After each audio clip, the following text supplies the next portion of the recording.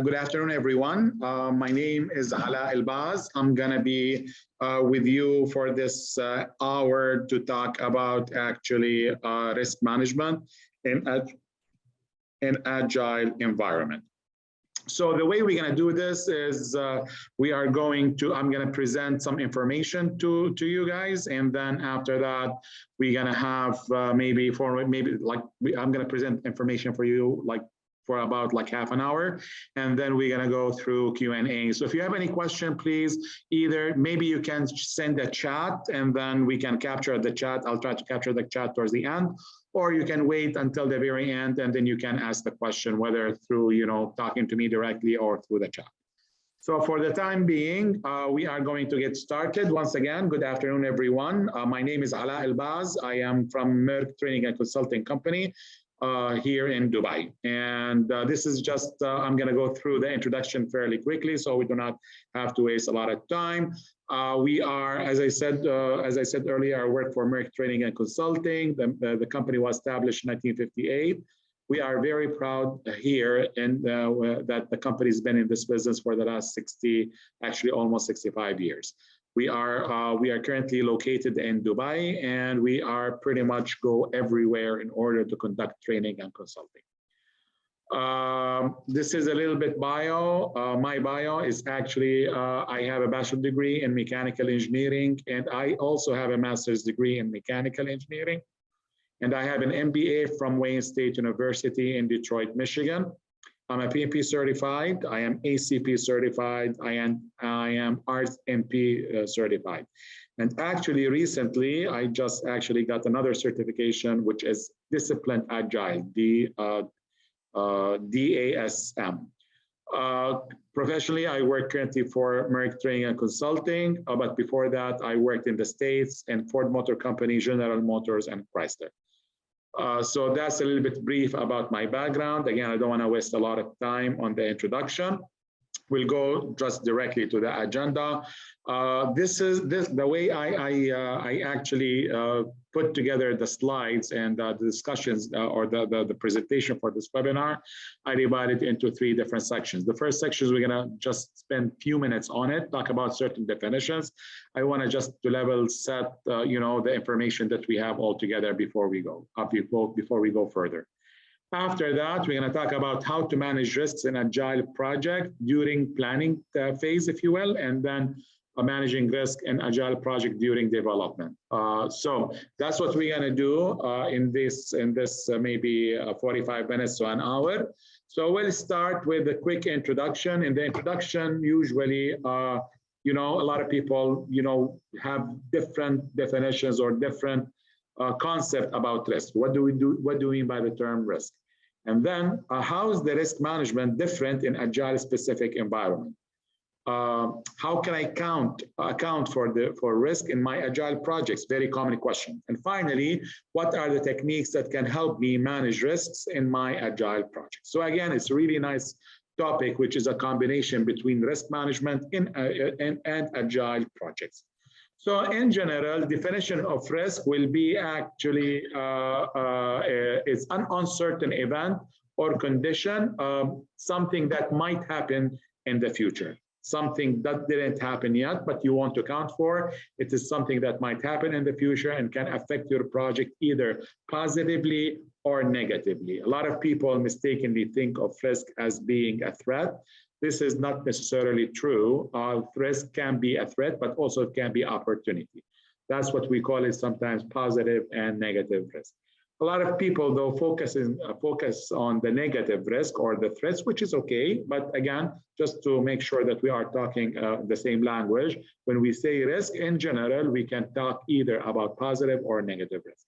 Anything that can happen in the future, then we need to capture it as a risk. Why risk management is important or capturing risk is important in order to be ready and trying to be more proactive about handling your project. So I want to anticipate the different types of risks that can happen to my project and try to deal with that and respond to that risk in order to get myself actually or my project into shape.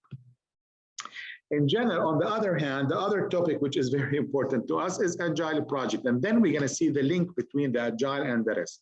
there is a big link. But I just want to, before I start with the link, is if you look at Agile in general, Agile of project management is a value-driven approach. When we say value-driven approach, basically, as we probably, if you are with people who are familiar with Agile, of course. So simply, I always deliver the most valuable features and stories and parts, if you will, or deliverables in early on. So the more important feature are delivered usually earlier than the less important features. So that's why we call Agile is a value-driven approach. You try to deliver the high priority early on in small, frequent deliveries, and those deliveries can be called features.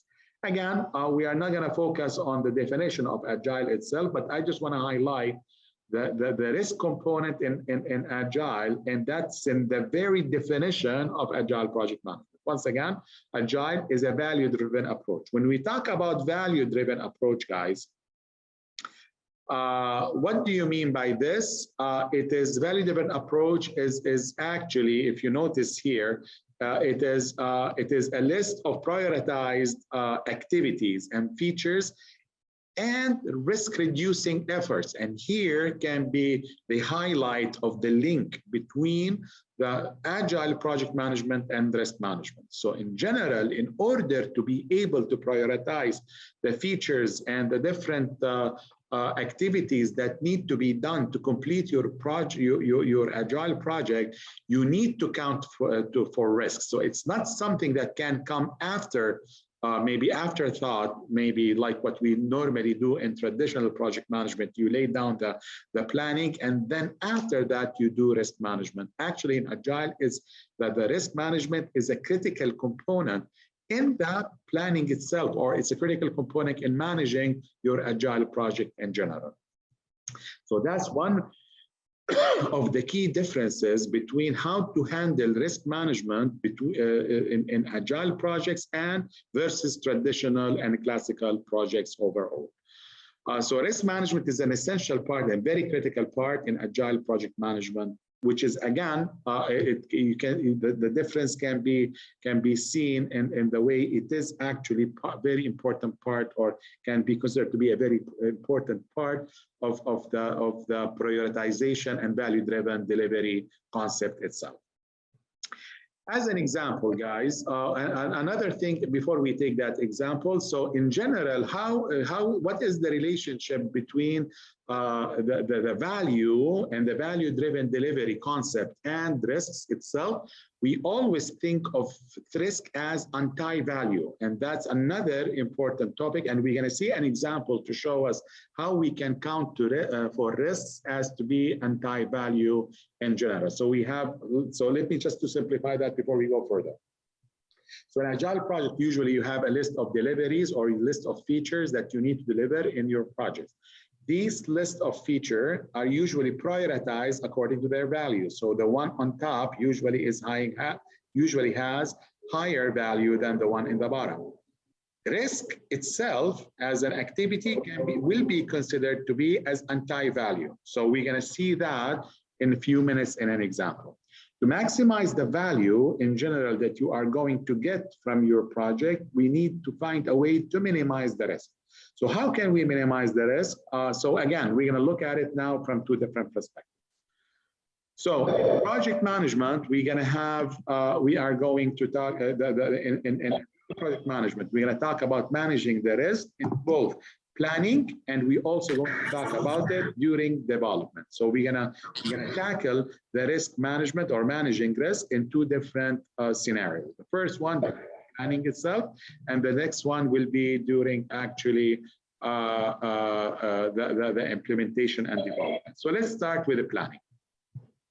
As we all probably know, in planning in general, in Agile environment, we do not do upfront planning the same way we do in classical or traditional projects. So we do not, in classical traditional projects, we do much more detailed upfront planning. And in Agile, that upfront planning is kept to minimum, but we leave the detailed planning to later before the iteration and releases. Again, we're not going to go through the details of the planning. I just want to highlight the relationship with the risks that we usually found in those situations. So as we all know, Agile is so, and when you do Agile, one of the things is, as we said earlier, we need to deliver high value stories and high value features in the very beginning. As we said, it's prioritized from the top to bottom. But again, part of those activities will not going to be just features and addition to your product, but also can be certain activities that we need to do in order to avoid or mitigate certain risks. So when we're going to take a look in a few minutes on the backlog, so we'll see it here. So here, for example, we have what we call it product backlog, which is the most fundamental Agile practice, and also it is the backbone of any Agile projects. So this backlog, as we all probably know, it is ordered from top to bottom, and as we all know that the features that's on the top usually have high value compared to the one in the bottom. So if you want to, for me, feature number 1 has higher value than feature number 2, and 2 is more higher value in terms of value. So the product backlog is a single visible master list that has everything in it, including functional requirements, non-functional.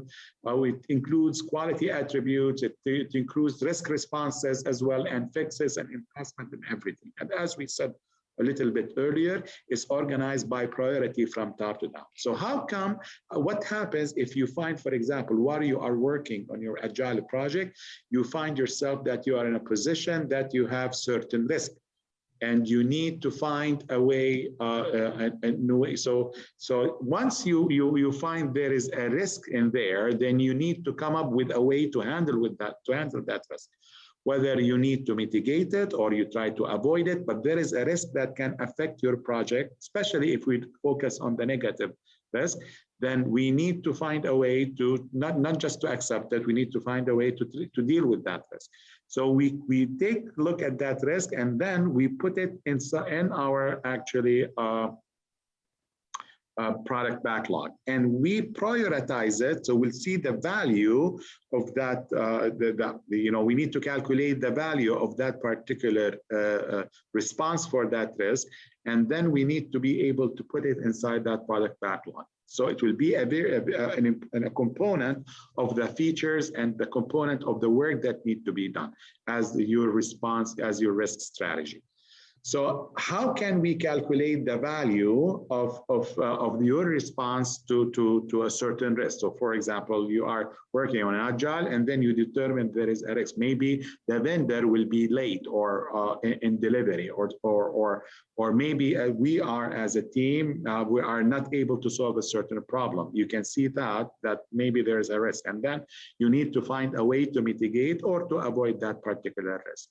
In this situation, that action that you need to take, you need to prioritize it by calculating the value or the anti-value. So how can we calculate the value or anti-value? Usually one of the ways we usually use in order to calculate the value or the anti-value will be your expected monetary value, EMV.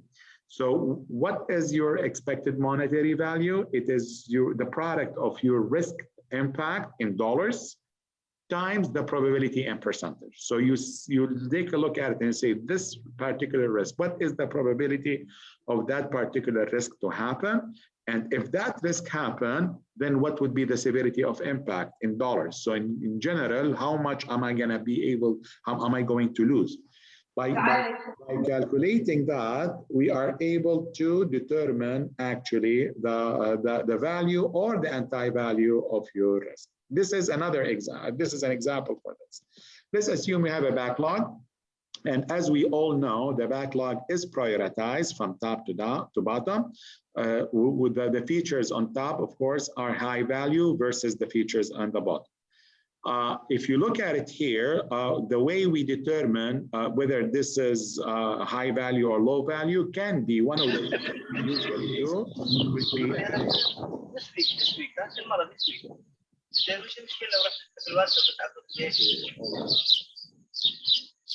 Okay, hold on.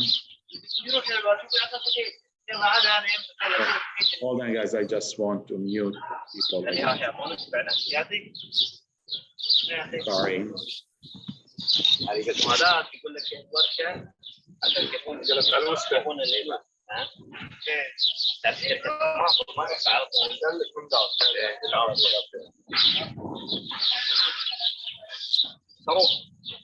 Okay, guys, you need to mute yourself. Okay, there you go. So let's go back. I'm sorry about that. So let me just go ahead and continue. So in general, as we said earlier, it's so let me just minimize this.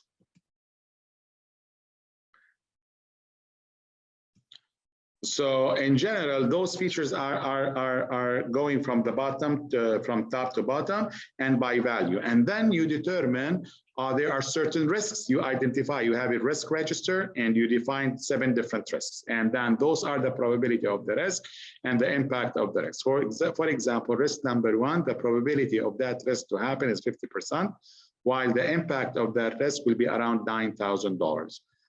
However, certain comments can be very important for us to understand. So for example, risk number 1, risk response is not feasible. There is nothing I can do about it. So there is nothing basically we are going to take, take into account. Risk number 2 is 50% chance to be actually happening, and the value is $8,000 and goes on. Risk number 3, you need to notice that the risk mitigation can be implemented, but again, not realistic. So there is nothing we can do. So after we define all the different types of risks and their EMV, the expected monetary value, then we started to go again to see this little map. So you have risk number 1. Risk number 1 is there is nothing we can do about it. So it will be ignored. Risk number 2, again, if you calculate the EMV will be 50% chance of happening times $8,000, which is the impact of that risk. So the action that need to be done will be around $4,000. So again, that will go to your product backlog. So it will be reprioritized to see it here up front here in the beginning. And then you're gonna see here, guys, that in this case, that the product backlog will be updated to include a risk action to respond to risk number 2. Very different than the way we handle other types of projects. So the risk itself will be a very important component and critical component of your overall risk strategy in your product backlog in Agile environment. So in your Agile product backlog, it will count for risk as well. Actions need to be done in order to reduce the risk overall. And that's actually a key important feature we see in Agile project. Going forward, another thing is in risk management in general, usually we go through 3 different responses. So once you identify there is a risk, there is 3 different phases we go through it. The first one is risk identification, then analyzing, and finally response. Let's see how risk management, although the same steps we apply in classical projects, however, in Agile project, it has its own maybe different characteristics that we see. So in identification, pretty much we use the same tools we use in traditional projects or waterfall projects for IT. We use brainstorming or fishbone analysis to identify all the different types of risk. We can sit down and having interviews. We can use our SWOT analysis or PESTEL analysis and other different types of analysis. So this is very similar to any different types of projects. We'll come here to talk about risk analysis. So once another way to determine how severe is your project would be to determine the impact and the probability. What is the probability of that risk to happen, and what is the impact of that risk to happen? And then maybe one way of doing it qualitatively will be give a numeric value for the probability of occurrence and the severity or the impact on your project. You can say 1, 2, 3, 1, 2, 3. So for example, if the risk, we'll take risk number 1, which is driver performance, the impact is 3, which means very high. Probability is 2, which is medium. And then that's why the severity of that risk will be the product with the product of the impact and probability, which is 6. And give it a certain value. Then another nice thing we can do after that is this, and that's again very unique for Agile project management. Very nice, actually, a graph that can be very informative and tells you a lot of information from just simply looking at this graph. This graph, we call it risk burn down graph. In the risk burn down graph, again, you list all the different types of, we list all different types of risks that we have. For example, these are 7 different types of risks. And then we keep an eye on it and monitor it. For example, the project started in January. In January, we take each one of these risks and we assess the impact and the probability for every risk. And accordingly, you determine the severity of that particular, okay, you guys need to mute yourself. Okay, hold on, guys. Okay, and then I need to. Okay, there you go. Okay, so again, we'll determine the severity of impact of that particular risk, and then we'll do the same for the rest of the risk. Come February, we again reassess. For example, in risk number 1, which is driver performance, you will find that although the impact is high for the stayed high, however, you took an action to avoid that risk altogether. So, or maybe that risk is outdated, or it's not risk anymore, or past. So the probability is 0, and accordingly, the severity of that risk, it's 0 anymore. So it's not risk anymore for you.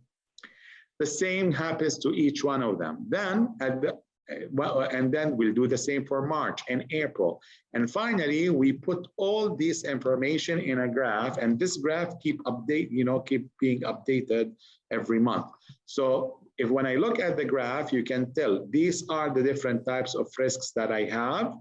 And this is, each one of them is plotted against, the severity of that particular risk. And as you guys see, in this particular case, we can determine our risk in this project was very high in January. However, because of our management and because we have a very good handle on the risk, now the risk dropped significantly. As you can see in April, the risk is minimum. The risk tool is under control, and we are able to manage the risk very effectively. However, if I have the same profile, risk profile, or burn down, but we found ourselves, we are going to the other direction, that means probably things are going out of control, and then you need to take more actually strict actions. Fantastic graph, very nice, and it keeps not you only, it keeps everybody alert about the different types of risk and what can we do about it, and how can we be able to know whether we are managing it effectively or not. Excellent technique. Towards the end, again, once you have your analysis done, then the last thing we're going to do is trying to respond. Once I determine there is a risk and determine the monetary value or expected monetary value for that particular risk, then you are going the screen is shared, I think. Do you guys, yeah, I think it's shared. So anyways, if it's not shared or we have a problem, just send me a chat. We'll go back here. So we'll say, as we said earlier, the risk response can be either avoid, mitigate, you can transfer, or you accept. For example, if you have a risk and you want to avoid it altogether, so you basically want to kill that risk or take it totally away as if it doesn't exist. As an example, you have a feature that's really risky. You're not sure what is the impact of that feature. If it happens, maybe compatibility issues or something like that. So one, if you want to avoid the risk altogether, maybe delete that feature or take it away. Talk to the product owner in order to discuss it, in order if with his approval, of course, take it away from the product backlog. Another technique we can use is mitigate by reducing the risk. Instead of avoiding it altogether, reducing the risk from high to medium. Maybe by making sure that all the resources are available when we develop it. Maybe making sure that the materials that you need in order to do your own development is available, things like that. And the third one is transfer. Transfer is by transferring the risk to a third party. Very, very common technique we use is outsourcing. So you outsource it, give it to a contractor in order to be able to take care of that particular feature and accordingly the risks associated with it. And finally, it's very reactive approach, accept the risk as it goes. But this is, again, is not appropriate unless it is a very low risk. I think that pretty much will conclude this webinar. So in general, I just want to highlight how are the risks and in agile project management is being handled. How is it different than to handle risks compared to classical waterfall traditional projects, and what are the different techniques we are able to use in order to track the risks and manage the risks much more in an effective way. So this is just to give Hick a little bit brief about it. And we are open now for Q&A. So please, guys, if you have any question, go ahead and send the question in the chat, and look at the chat, and we'll address each question as it comes. Go ahead, guys. Any question or comments or anything?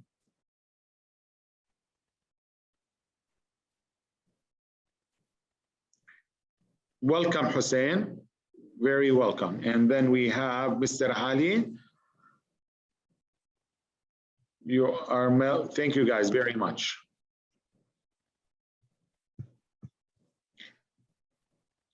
Thank you, Ali Abdul Karim, appreciate it.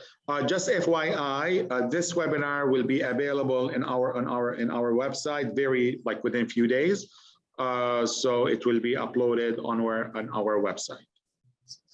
So Hussein asking, how do you decide if a project should follow a traditional project? That's a very big question, Hussein.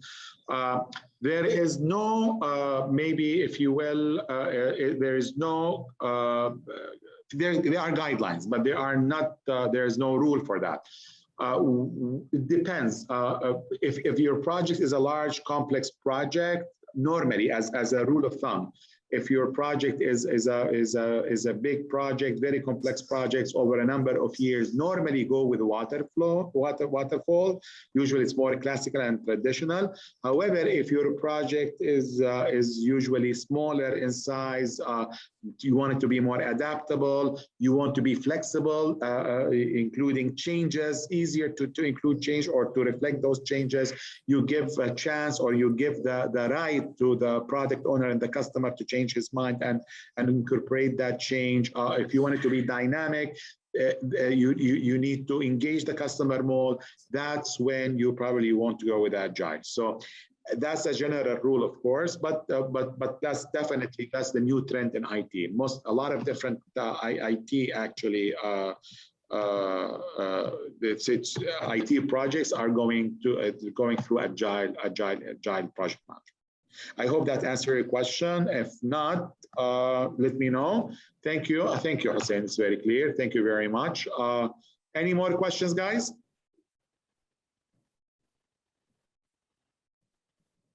Okay. If there are no more questions, I think we are done. Okay, for a young professional in supply. Go ahead, Hussein.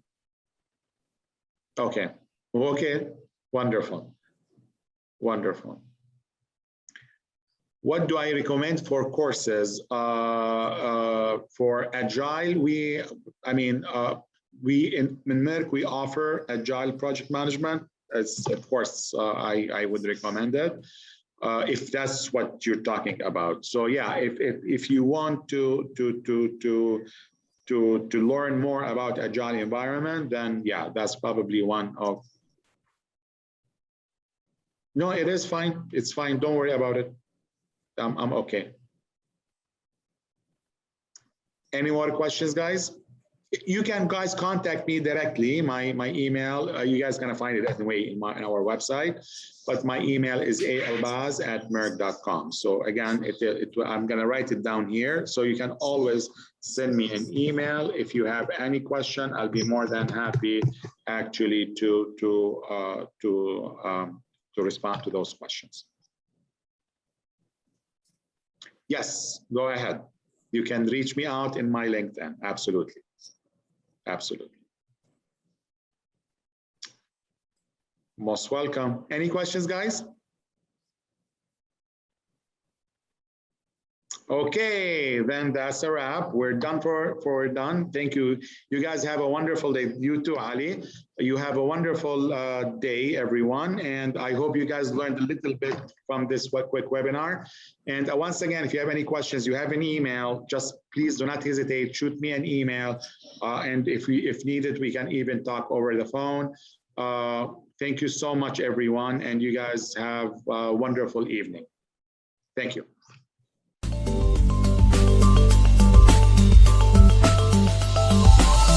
Merck.com